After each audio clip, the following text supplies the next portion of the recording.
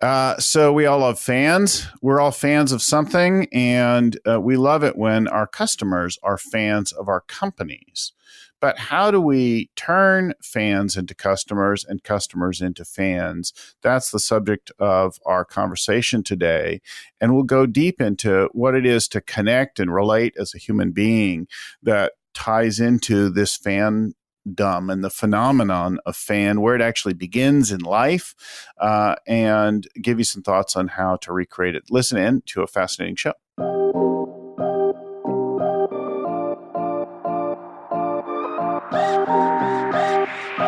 If you've been listening to our podcast or you've read the book Scaling Up, you might be interested in our workshop on the Scaling Up Growth Framework for your own business. We have a workshop coming soon to San Francisco, and we have a few $100 discounts for our loyal podcast listeners while supplies last.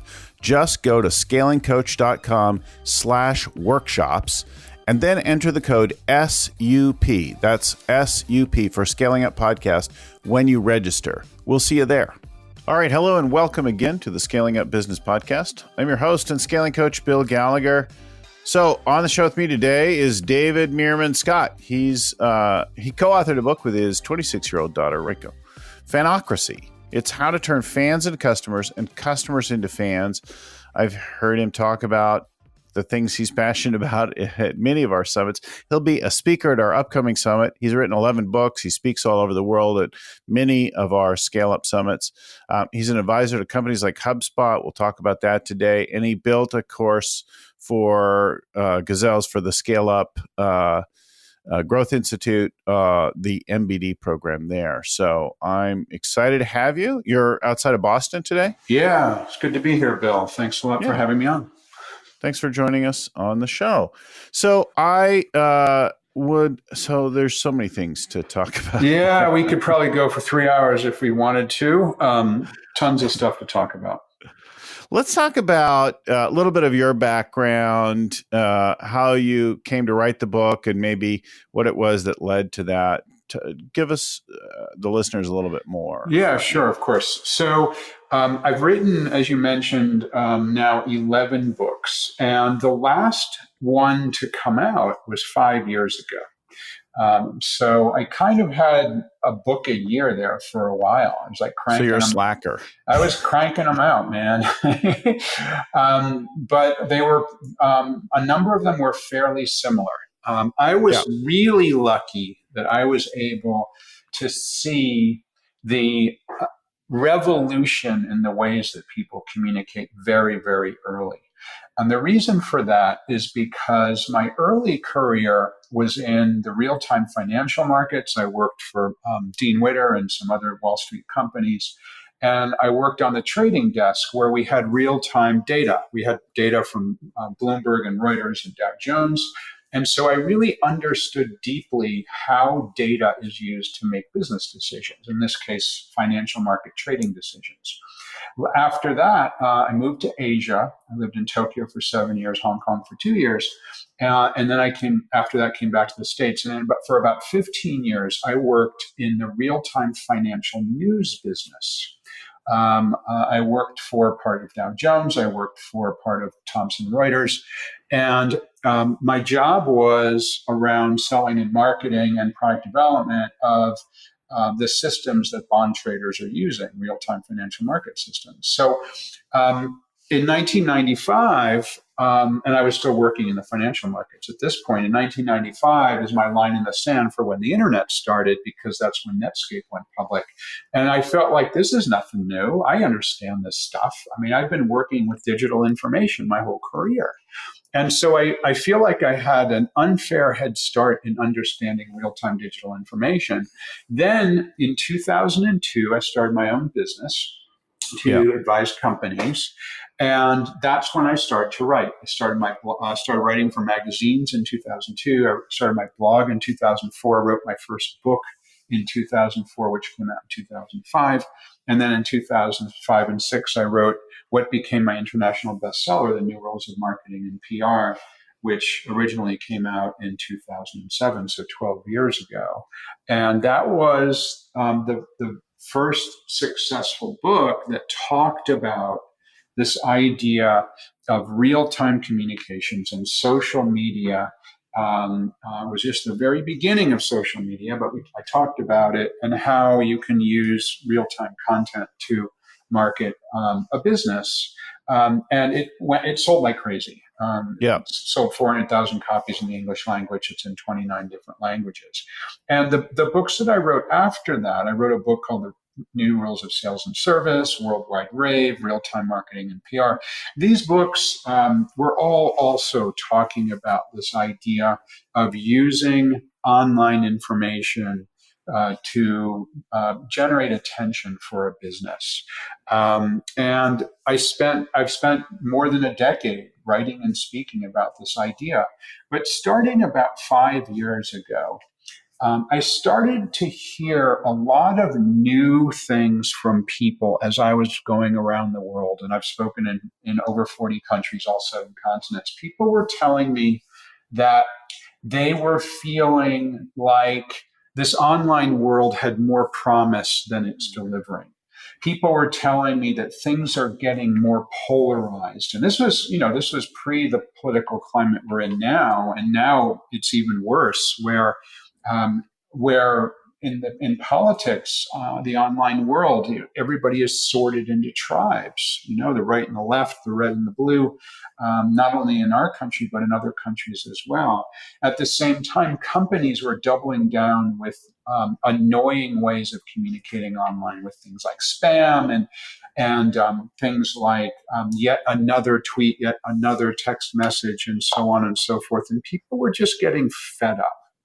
Mm-hmm. I believe that the pendulum has swung too far in the direction of superficial online communications at a time when people are truly hungry for a true human connection. And I was just hearing that from quite literally thousands of people. They're like, this stuff is like it's so superficial. I'm not really digging into it. The promise of social media isn't really living up to the hype. So what I ended up doing then was I was talking with my daughter, and at the time she was 21, this is about 5 years ago.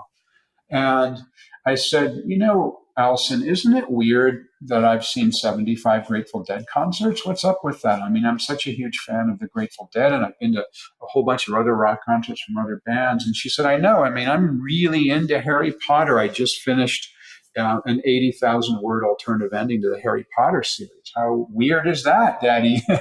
and she said, I get up there, I get dressed up several times a year and go to Comic-Con with my friends. And it's weird. We do this weird stuff of things that we're a fan of. And this light bulb went off in my head. And I said, wow, what's really interesting is on one hand, we humans are incredibly passionate about the things that we're a fan of. We spend money on it. Our best friends are in those fandoms that we enjoy. We can't wait to do it again. And also, at the same time, we're fed up with the ways that organizations are communicating online. So that's when I started to do some research around what people are fans of and why. And I kept coming around to the powerful notion of fandom, and how people become fans of a rock band or an artist or an athlete or a sports team or a company or even a B2B software company, of their doctor, of their lawyer. I mean, people become fans of all kinds of different people and organizations. And I kept having conversations with my daughter about it because I wanted to get her perspective. And then it dawned on me that it would make sense for us to become a team to write the book. And she instantly agreed. She's a fabulous writer, already has published some stories that she's written. So we collaborated on it. And so it's obvious we're different genders. It's obvious that we're different generations. But in addition to that, she's mixed race. So she comes at it from that perspective. She obviously has different fandoms, as I just mentioned. But Allison is a neuroscience graduate from Columbia University and is currently a fourth-year medical school student. So she comes at it from a scientific perspective. So we actually did a bunch of research to understand how people's brains are affected when they become fans of something, how and why. And we interviewed dozens and dozens of different people and organizations to just really get at the deep, interesting stuff around how and why you become a fan of something and how organizations can tap fandom in order to grow. And it's perfect for companies that want to scale up because it's another piece to the puzzle about how you can grow quickly if you understand how to build fans. Well, I hear two aspects of it, right? One is I want people to be fans of my company, and I want my fans to be my customers. But I also hear the connecting on something, and I know as I looked over the stuff in the beginning that there's these connection. We all find ways to connect. As I meet somebody new, I look around their office if I'm in their office, or I look for clues as to what they're interested in. I look for the commonality where we're connected and like that. And as I look broadly about that, I find that there are ways to connect with everything. So part of it is sharing, oh, we have this connection. And then the other part is letting them share something they're passionate about. So like I live in an old house. My house I'm in the Oakland Hills outside of San Francisco. Mm-hmm. And I bought my house from a family trust. And the occupant was Henry Kaiser III, who is a recording artist, interesting character from a historical family. And people come to my house all the time now because they're like, well, there's two classes. One are kids who walked past it, and we have a distinctive bridge in the front yard, and that's carved like a lizard. And then the other one is cool. The other one is that Henry was friends with the Grateful Dead and had a recording studio in the background. So evidently they partied and jammed and stuff here. The Dead did. Nice. That's awesome. And I like the Dead fine, but I've never been a fan of them. But I find that like there's a thing that connects me to people, and people are like, oh yeah, I love the Dead, and the significance and the connection, right? And I know you've spoken from stage about how you love the Dead, and many times. Yeah, I love speaking about the Grateful Dead. I even wrote a book about the Grateful Dead. It's called Marketing Lessons from the Grateful Dead. Well, there's a lot to learn there about engaging a fan base and embracing what's already happening. I don't know what you wrote in that book because I didn't read that book. But talk to us about that experience, maybe, and connecting with HubSpot. Yeah, sure, of course. So you're absolutely right. It's a deep human trait. Goes back for thousands of years of how we want to have a connection with other humans. It's hardwired into us. We can't change it. And so we look for commonality. We're specifically looking in sort of the deep background. We're specifically looking, is this person a friend or a foe? Is this person somebody I can trust or who I need to be wary of? And when we have something in common with somebody, we feel like we can trust them more.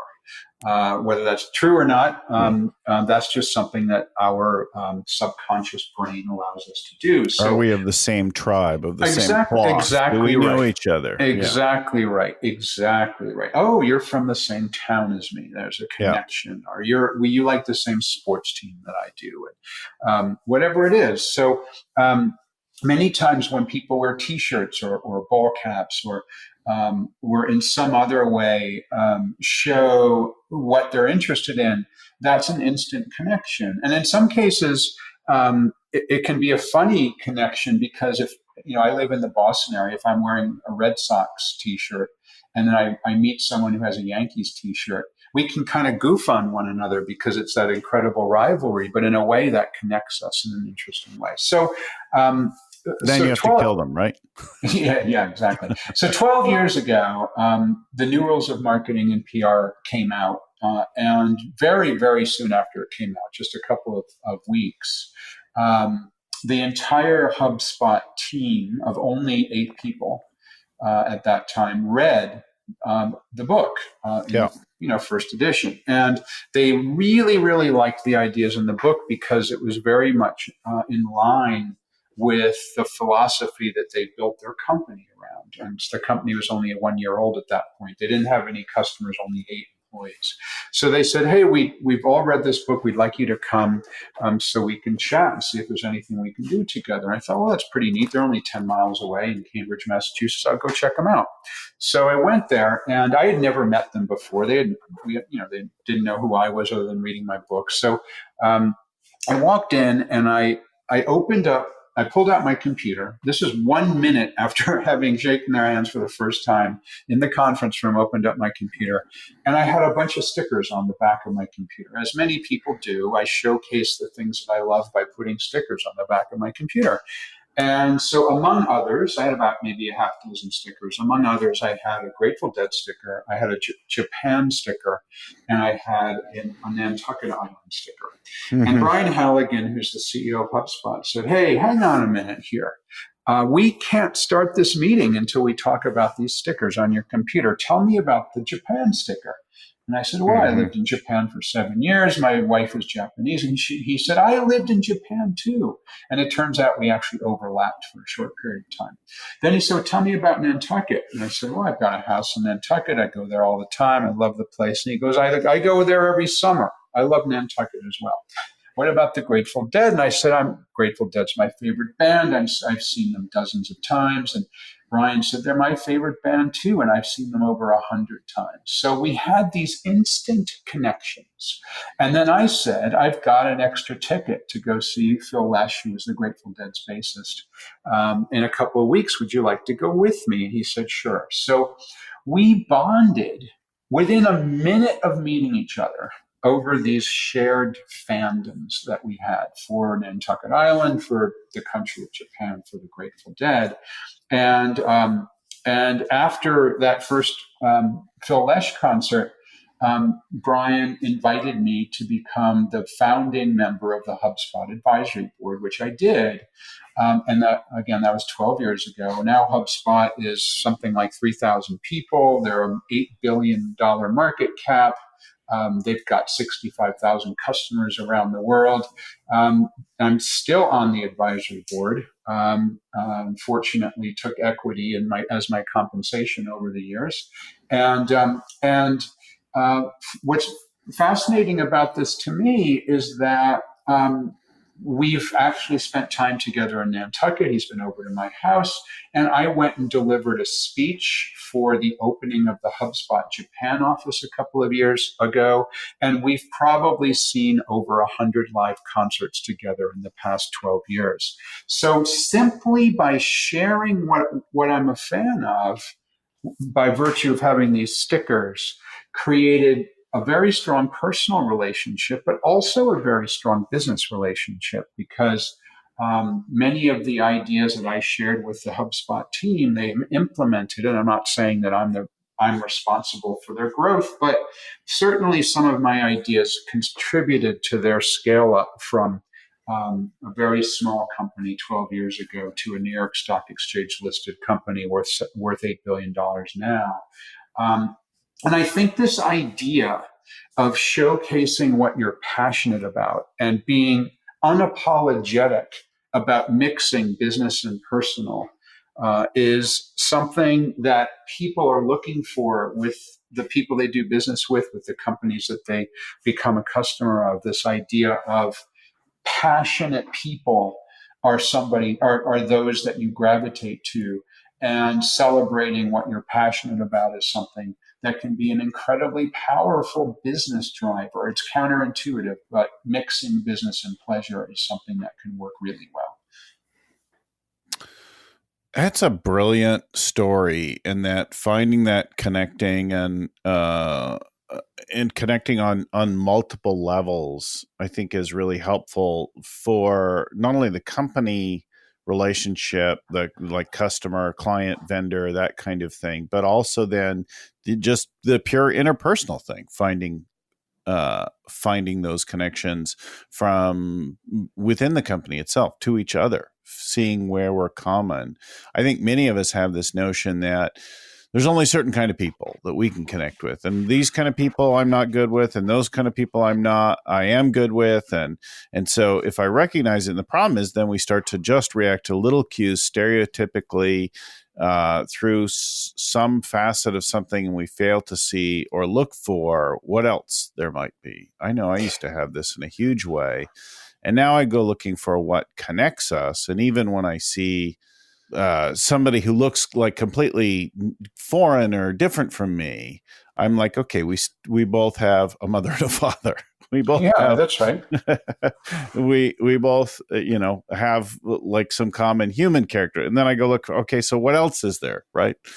What and what's interesting about that is the further away you are from home, the more willing you are to create a bond with somebody, just to be able to have that personal connection. What I mean by that is, if you happen to be in, I don't know, Perth, Australia, just to pick out a random place that's really far away from here, and you meet another American, you're like, oh yeah, I'm American too, and you have kind of a bond. But you don't feel like you have that bond when you're in Boston. You say, oh yeah, I'm from Boston. Well, I'm from LA. No, we're totally different. But if you happen to be in Perth, Australia, I'm from Boston, and I'm from LA, you feel like you're connected because you're so far away from home. So I think we have a lot more in common than we do, all humans, a lot more in common than we do not. And finding that way to bond with people is a powerful business prescription. Yeah, connecting. And connections. It's incredibly powerful, and I think is something that can absolutely benefit with a scale up. Well, just to share something along the lines that you said that it seems incredibly relevant, but a few years ago I was on a speaking tour, and I had 2 stops in Pakistan. And on one of my connecting flights in Pakistan, I found myself in an airport lounge with a flight delay, surrounded by faces that were really different from my own, right? I'm a straight white male from North America. I look every bit the Bill Gallagher that you might expect from that name. But I look around and I see dark skin, and very serious expressions, different clothes, things like that. And I don't know what's going on. The announcements are largely not in English. I'm a little unclear, and I feel anxious. I feel like, who do I call? What do I do here? My cell phone's almost dead. Everybody seems to be having this stern, serious expression, and I'm trying not to go down into stereotypes that we have here about the appearances of certain people, because I've just been having a great time connecting with people in Pakistan, except now I'm surrounded by people I don't know and I didn't connect with. And I look down at my phone, like we all do, to try to distract myself or do something like, to occupy my brain. And all of this fairly unconsciously. I'm just uncomfortable. I see this, and then I look down and I realize, oh, my battery's about to die. So I look up and I look for somewhere to plug it in, and I see an outlet over on a pole next to some chairs, and it appears to be the only outlet around, and it's filled with, 18 daisy chained plugged in phones of all these things. And so I wander over to this thing to see if maybe there could be 19. Maybe we could add one more to this mix, right? As I look down and I sort of, there's people crowded around, I just sort of smile up in humility, like at my predicament, right? Like, look, I'm just trying to charge my phone. Apology, humility, connection. I offer a little smile.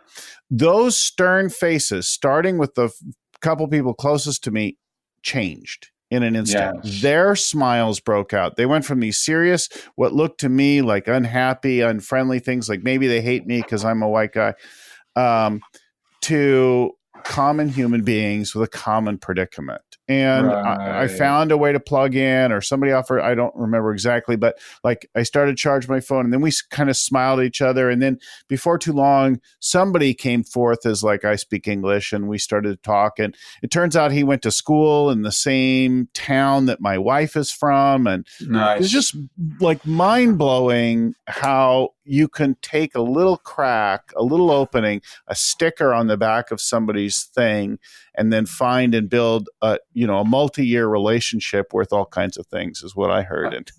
Absolutely. Yeah, that's absolutely right. I think it's one of the most incredibly powerful things that we humans can do is develop those relationships with others.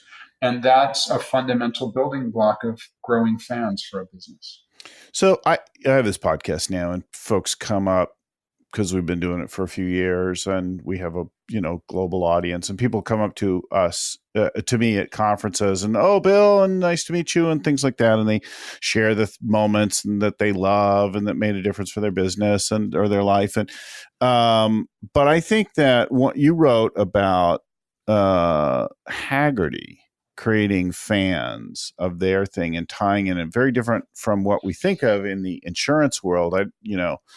So talk to us a little bit about Hagerty. I think it's a great example. Sure, absolutely. So Hagerty is an insurance company, and everybody hates insurance companies, right? Everybody does, because the product that they sell, it's just awful. You have to pay all kinds of money to have this policy that you hope you don't ever need to use. It's like the craziest business. Right. And so you think about, how can an insurance company scale up? How can an insurance company stand out from the crowd of what is seemingly other companies that do precisely the same thing? And it seems like an insurmountable challenge. And Hagerty Insurance, they're actually a classic car insurance company, has done a fabulous job at building fans. Mm-hmm. I'm actually a customer of theirs. I have a 1973 Land Rover Series 3 that Hagerty has been insuring for me for about a decade now. Mm. And what they do, I actually had a chance to interview McKeel Hagerty, and his story is in our book Fanocracy. But what they did was they realized they couldn't build a growing and thriving scale-up business just by selling insurance. They had to develop fans. And so they developed their entire approach to business around growing fans. Yeah. So here are some of the things that they do. For example, they are on site at over 100 classic car shows around the country, and they're providing all kinds of interesting information for the people who are there. In fact, if you have your car and you have a teenager who's learning how to drive, they'll actually teach your teenager how to use stick shift, so you don't have to do that, because they've learned that apparently trying to teach your own teenager to drive a stick shift is a very not conducive to good family bonding. So Hagerty will do it for you. Exactly, right? There's another place that Hagerty has set up at car shows where you can renew your wedding vows in your beloved classic car, and Hagerty's employees dress up as bridesmaid and groom, and they take your photo and so on. It's really clever. They have a membership program where they have 600,000 members of the Hagerty membership, and you get there's a print magazine and online content. They have a YouTube channel that has a whole boatload of followers, hundreds of thousands of followers, where they provide really cool classic car content. And they have a valuation service where you can value the cars that you own or cars that you might want to buy. And they recently launched an app, smartphone app, where all of the auction prices of classic cars are built into the app, so that you can always find out what the most recent valuation is. And that's actually really important for people who go to the yearly Scottsdale auctions, because there's multiple auctions going on the same weekend, and you can't possibly be at all of them, but you can use the app to monitor prices over the multiple different auctions. Mm-hmm. They've built an incredibly strong business, double-digit growth for their entire history. They expect to have 200,000 new customers this year. And it's all because they've built fans. And when I interviewed McKeel Hagerty, the CEO of the company, he said, you know what, David? Everybody hates our business, but we've been able to build a scale up because we've been able to build fans. So I love this idea that even in an industry that everybody hates, you can still build fans. Well, and in our world, they're big practitioners of core customer, Sandbox, words you own, brand promises. They really think about all of these things. And as I hear you share some of the things they do, I'm struck by how so many companies are like, I don't know if we should have that YouTube channel. I don't know if we're not getting enough return on that. And it's not necessarily any one thing, but the whole world of connecting to this area of passion, right? We're not necessarily rational about our classic car the way you would be about a people mover like a Prius or a Camry, right? Now, actually, people could be pretty passionate about Prius. I think people are passionate about all kinds of cars. Yeah, but Prius especially. Yeah. I misspoke. Incredibly passionate. We briefly had a Prius and I kind of hated it. Yeah. I'm thinking more about the generic, actually speaking more about, say, the Camry, although some people would be passionate about that for different reasons. They're passionate because they tend not to break down. Right. They get passionate about that. That thing's going to... I think you can find people who are passionate about virtually any... let me give you an example of that. Batteries. Ultimate commodity. One battery works just as well as another battery. So Duracell is a company we actually profiled in our book, Fanocracy.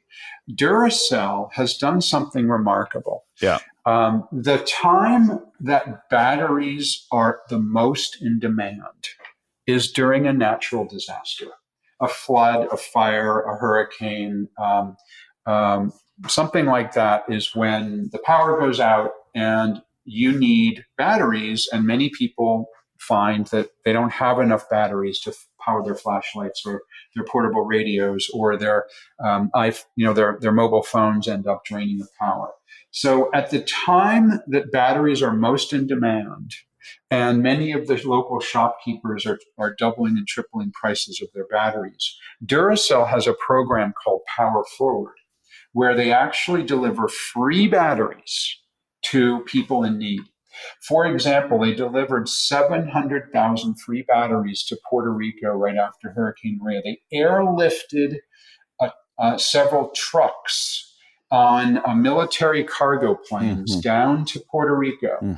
And then they drive around to the most hard-hit places that are without power, and they give away free batteries. At a time when batteries are in the highest demand, when they could probably charge double or triple if they wanted to try to sell them, Duracell gives away batteries for free. And just in that one particular instance of Power Forward, they had tens of thousands of people commenting on social networks about how much of a fan they are of Duracell batteries. Now, you imagine that then, a year later, 2 years later, 5 years later, somebody's in a store and they need batteries. Which brand are they going to remember?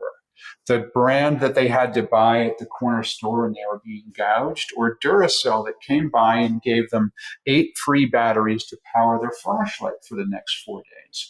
And so I'm convinced if even a battery company, kind of an ultimate commodity, can build fans by doing something clever, I believe every company can. Yeah.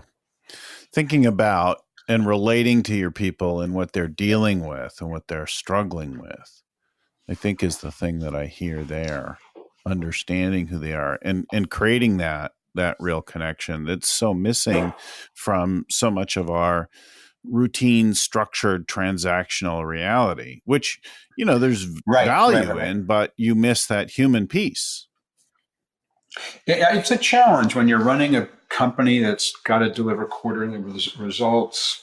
If you're public or has to deliver results on a regular basis to the VCs, if you've taken venture money, or you've got to relate to your husband or wife or partner, if you're running a very small business, we all have to, to measure ourselves financially, but I think we can also measure ourselves based on how many fans we have, based on how we're helping people, based on the goodwill that we're developing. I strongly believe that. And that's something that's incredibly powerful thing to build up. And if you end up getting in trouble along the way, if you have a misstep, having those supporters out there will be an incredibly valuable asset that will help you to pick up and continue along. Well, I had in my last business, we had a pretty significant impact to some of our packaging. Our packaging materials were damaging the product. And it took us a while to figure out what it was and, where it was and how the whole thing was, trace it back and then fix it. But in the middle of or just before all of that, a storm came along to the East Coast of the United States, Hurricane Sandy. And we were hearing about the whole thing and it was going to come, it was going to hit. And so I went to our CRM and I downloaded our customer list for the relevant states. And then I dropped all of that into Google Maps. I think it was Google Maps. And then I zoomed in and I looked at, okay, who's like right on the beach? Who's going to get rocked? And of our retail partners, we had 600 stores across the country that carried our product. And I called them all, and I didn't reach the vast majority of them, but I left them a message and I said, listen, we know you're in the path and we're thinking about you and we want you to know that we're here for you, and anything that we can do, let us know. If you need help to restock or there's something you could think that we could do, we want to do anything we can. And I don't think I really heard back from anyone. I got a couple thank you messages like that, but I called dozens of stores, and but a couple of years later, somebody said, "Listen, hey, I never got a chance to tell you, but you're the only one that called. You're the only one that reached out of all the different products we carry and all the vendors and." You're the one who, and I was like, wow, that had to have really helped us as we struggled to deal with that, our own emergency, the thing that hit us. I think we had a lot of goodwill and a lot of extra stuff just because I made those phone calls. Oh, I think so. Yeah. I mean, it sounds to me like that goodwill. I mean, you're from California. I'm from Massachusetts. I think we give each other permission to get a little bit airy-fairy here, but I believe that you get back from the universe what you put into the universe. And I don't know the best way to describe this sort of feeling I have, but if you are a giving person, you give things away. If you're nice, if you smile, if you're helpful, if you give gifts with absolutely no expectation of something in return, do what you did, just place the call saying, hey, can I help? I believe that the universe returns those things to you in some form. I think if you're the opposite, you're take, everything's a financial transaction. I'm not going to do something for you unless you do something for me. I think it's much harder for the universe to give things back to you. And I know that's a little bit of a woo-woo kind of thing to talk about. But I think in spending 5 years researching how and why people become fans of something and how companies can get a prescription for developing fans of their business, I'm actually even more convinced about this idea of sort of the universe giving back, because it seems like all of the examples that we came across of organizations that have been successful, like I just mentioned, Duracell giving away batteries, they're by far the top battery company. That these things actually work, by developing fans for the sake of fans. Many of the fans of Hagerty, who we talked about earlier, they're not even customers. They're fans of the company because of the information they provide, because of of what they do at the car shows, because of their app, because of the content that they create, because of their YouTube channel. You don't have to be a customer to watch their YouTube channel or use their app or subscribe to their magazine. But they're building all of those people who are fans. And then, hey, I need to insure my classic car. Who am I going to go to first? The people who gave me something. So I'm so happy that I dug into this idea of fandom, because it's something I've been living in my own life with the things that I'm a fan of. And it's something that I've seen that's been so powerful in a way for companies to grow their businesses as well. Well, you're probably also a Beatles fan too, aren't you? I'm a little, I'm certainly like the Beatles, but it's funny how one of the things we discovered in our research is that it's not true of every single person, but it's highly likely that the thing that you're the most fan of is a fandom you developed when you reached puberty. Yeah. Yeah. And so I miss the Beatles because they're a little bit older than my generation. Right. But the Grateful Dead, for whatever reason, that was what that's what I bonded with when I was reaching puberty. My daughter Allison, who I mentioned, is a massive Harry Potter fan. The first book came out, I think she was 7 years old when the first Harry Potter book came out. I might be getting the number wrong, something around there. And when she was really young, I read the books to her, and then very soon she read them herself. And then the movies started to come out. So that reaching puberty era of people is when you have an incredibly powerful fandom. And for a very large number of people, that fandom stays with you for the rest of your life.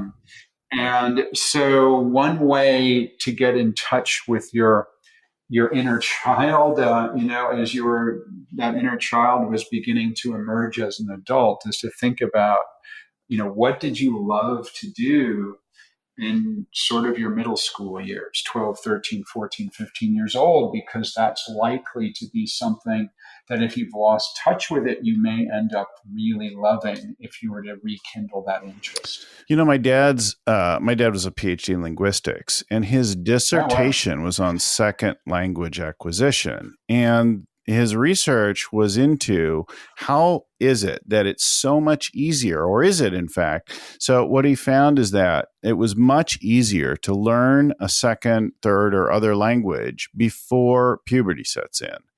And and what he showed was that our identity solidifies in those years, and how we think of ourselves, how we look to ourselves, how we sound, all kind of gets concrete in those years. And so learning other languages is in part hard because they sound funny to us. And I grew up speaking a few languages. And so I'm more able to do a wide range of language, but some are harder for me. And I think it's entirely because I feel funny making those sounds. So I'm great with Spanish and German and Hebrew, and then related languages sound interesting to me: Italian and Portuguese and Arabic. But French really throws me. I feel silly making French sounds. Isn't that interesting? Isn't that interesting? One of the things that we researched for this book, which is kind of related to that, is that throughout human history, there's almost universally across cultures, there's a coming of age ritual. When people reach puberty, it's marked by the community in some way, whether that's in religious education, the bar mitzvah, whether it's quinceañera, Yeah, exactly. Yeah, When Sweet you reach 16. 15, Yeah. Sweet 16. But that's much less prevalent in today's culture than it has been in the Mm, past. And therefore, when people reach that age and their parents or their religious leaders or their or whatever, they don't have those communities, then people find their own way to have a ceremony. I mean, I don't say that, oh, now we're going to have a ceremony, but like things like your first acid trip, right. or the first time that you kiss someone from that you're attracted to. These sorts of things become very powerful, and that's one reason why um, when you begin to love something passionately at puberty and you become a fan of it, Harry Potter for my daughter, The Grateful Dead for me, that it can stick with you for the rest of your life because it's in a sense a substitution for the coming of age ceremony that so many of us do not experience now Right. because it's not really a part of our culture anymore. Yeah. Well, the reason that I brought up the Beatles earlier is actually because as you were speaking, what I heard and what came to mind was the Beatles song "The End," and Lennon and McCartney in their song say, "And in the end, the love you take is equal to the love you make." Right. It's a beautiful philosophical thing. And, it applies to us on a human level. But I think sometimes in business, we forget we're dealing with human beings. Yeah, right. No, it's absolutely right. I mean, and people are absolutely hungry for a human connection because we don't get it very often. And especially when we're glued to these screens, which are not human, even though you might be engaging with people on social network and it feels like you're having a connection, it's superficial. So the more you can bring true human connection to your business, the more successful you'll be. Connect, relate, tap into the passion, share your passion, hear and feel their passion. These are the things that I'm hearing in the book. Absolutely. So the book's Fanocracy: How to Turn Fans into Customers and Customers into Fans. You can pre-order it. It's not out yet. It won't be out till January. You can pre-order on Amazon, but you can also go to fanocracy.com and you can do that. Or you can hear David talk at our summit. So upcoming summit, as we record this, you're just in time to register. If you hear it after the summit, I'm sorry. Get the video. Yeah, that's mid-October in Anaheim. Right, mid-October in Anaheim. I'll be there. You'll be there. We'll have a whole roster of fantastic speakers. You can go there. I think for our loyal listeners, if you remember and piece this out, I think if you're working with a coach, put that in there. If you're not working with a coach, just mention that I'm your coach during the registration process. Pick me and you'll get, I think, I'll give you whatever discount I get. Nice. As a result of that. So that can be worth something for folks. And I would register. Our summits are fantastic. We have 2 solid days of learning and speaking. They're wonderful. You'll go into more detail, I know, and lead people through some work in this area. So I've so appreciated. I will. And we'll use some different examples than we talked about today. And the summits are great. This will be the 3rd or 4th one I've done. I love that they're one track. Everyone's in the main room the whole time. I love that speakers stick around. You can meet them at lunch, at breakfast, at dinner, at the cocktail hour. It's fantastic. All right, fanocracy.com. Go there, check it out. Come see us at the summit. David, thank you so much for being on the show. Thank you, Bill. I love the conversation. I really like digging in deep to this topic. Yeah. And reminder to our listeners, we're here every week with another topic, something to do with scaling up your business and developing yourself as a leader. If you're not subscribed yet, please subscribe. If you love the show, please go give us a review on iTunes or wherever you get your podcasts. We could use a little feedback, a little love. Find all of these back episodes, 160 or more now, at scalingcoach.com, along with free downloads of all the tools and worksheets and the notes related to all of these shows and that kind of thing. I'll even send you a copy of the book Scaling Up for free. Just pay the shipping and handling, and we'll ship it out to you. Thanks again to everyone. ScalingCoach.com. Thank you, David. Talk to you guys next week. Don't forget to register now for our next workshop on scaling up. To get one of our limited $100 discounts for our podcast listeners while supplies last, just go to scalingcoach.com/workshops and then enter the code SUP. That's SUP for Scaling Up Podcast when you register. We'll see you there. Well, again, big thanks to the original growth guru, creator of our whole world in Scaling Up, Vern Harnish. This show was produced by Lucy Summers. Audio production done at Podfly Productions with audio editing by Albert Burge. Show notes written and compiled by Ayn Kodina. Proofread by Tim McGowan.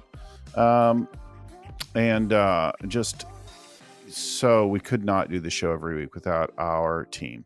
If you got some value out of the show, pass it along. Go to wherever you get your show, like it, give us a review, 4-star, thumbs up, whatever it is there.